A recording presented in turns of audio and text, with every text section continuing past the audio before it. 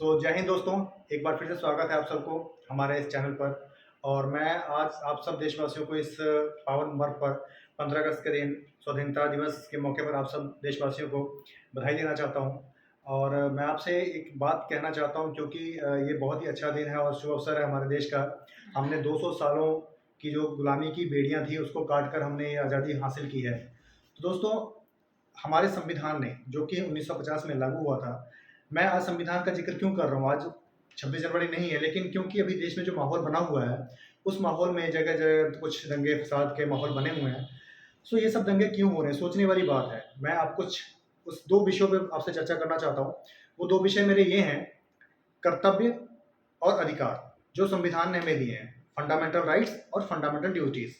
हमारे देश में आज के माहौल में क्या चल रहा है? आज के माहौल में हर कोई सिर्फ़ अपने फंडामेंटल राइट्स की बात कर रहा है, सिर्फ़ अपने अधिकारों की बात कर रहा है, मौलिक अधिकारों की बात कर रहा है, कर्तव्यों की बात कोई नहीं करता। मैं आज सिर्फ़ अधिकार और कर्तव्य के ऊपर बात करूँगा। ये 2 शब्द जो हैं हमारे जीवन में, हमारे जो एक हम नागरिक के तौर पर और एक व्यक्ति के तौर पर भी हमारे जीवन में कितना ये महत्व रखता है ये दोनों शब्द, मैं उसके बारे में बात करता हूँ। दोस्तों, मैं एक कहानी के माध्यम से आपको कर्तव्य और अधिकार के बीच का फ़र्क और अधिकार और कर्तव्य का क्या जो रिज़ल्ट है, वो मैं आपको बताने की कोशिश करता हूँ। दोस्तों, मैं एक प्राचीन काल से एक कथा के बारे में आपसे ज़िक्र करना चाहूँगा कि एक बार देवासुर संग्राम में राजा दशरथ रानी कैकेयी के साथ युद्ध भूमि में थे। और उधर से देवों की तरफ से राजा दशरथ लड़ रहे थे और उधर असुर दूसरी साइड में थे। तो दोस्तों, उस टाइम लड़ते-लड़ते एक टाइम में जाके काफ़ी टाइम तक ये युद्ध चला, तो राजा दशरथ का जो रथ का पहिया था, वो थोड़ा-सा टूट गया। तो उस समय रानी कैकेयी ने राजा दशरथ की मदद की और बदले में राजा दशरथ ने रानी कैकेयी से कहा कि रानी, तुमने ये मुझे मदद की है इस युद्ध को जीतने के लिए और तुमने काफ़ी सहायता की, तो इसमें तुम कुछ मुझसे माँग लो, मैं खुश हूँ, तुमसे कोई वरदान माँग लो या कुछ माँग लो। तो रानी कैकेयी ने कहा कि राजा साहब ठीक है, मैं सही समय आने पे आपसे इसके बदले में कुछ माँग लूँगी। ये रानी ने अपने कर्तव्य का पालन किया, तो राजा ने युद्ध को जीता। ये एक पार्ट हो गया इस कहानी का। अब हम दूसरी तरफ आते हैं। राजा ने रानी को अधिकार दिया कि तुम एक कुछ माँग लेना मुझसे, जब तुम्हारा दिल करे इसके बदले। कुछ समय बाद जब भगवान राम उनके घर अवतरित हुए और फिर से राजा राम जब बनने लगे थे और राजा राम का अभिषेक होना था, तो रानी कैकेयी के मन में आया कि राजा दशरथ ने मुझे कई साल पहले कहा था कि कुछ माँग लेना। तो मातृत्व के मन में एक ख्याल आया कि क्यों ना मैं अपने बेटे भरत को राजा बनवा दूँ।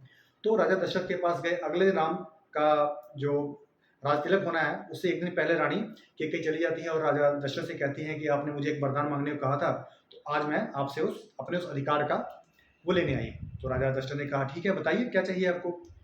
तो रानी कैकेयी ने कहा कि मुझे राजा भरत को आप अयोध्या का राजा बनाइए और राम को वनवास दीजिए 14 साल के लिए। अब ये बात क्या है? ये बात का क्या मतलब? इस बात का मतलब कि रानी ने जब अपने कर्तव्यों का पालन किया था, तब राजा युद्ध जीते थे और रानी को एक वरदान, एक अधिकार दिया था। उस अधिकार के एवज में रानी ने क्या माँगा? एक बेटे के लिए राज और दूसरे बेटे के लिए वनवास। उसके बाद क्या हुआ हम सब जानते हैं। राजा दशरथ पुत्र वियोग में शरीर त्याग गए। रानी कैकेयी की कितनी बुरी हालत हुई। जब ये भरत अपने ननिहाल से वापस आए तो उन्होंने माता को बड़ा बुलावा कहा और खुद भी उन्होंने राज को कभी ग्रहण नहीं किया। 14 साल वो खुद भी वनवास में ही रहे एक तरह से। कुटिया में, भरतनगर कुटिया में रहे, जहाँ पे भी आज का जो भी समय है। तो मैं यही फ़र्क आपको समझाना चाह रहा था कि जो कर्तव्य जो है, कर्तव्य हमें आगे की ओर धकेलता है और जो अधिकार है वो हमें पीछे की ओर लेके आता है कहीं न कहीं। मैं इस बात को बिल्कुल नहीं कट कर रहा कि आप अपने अधिकारों की बात ना करें।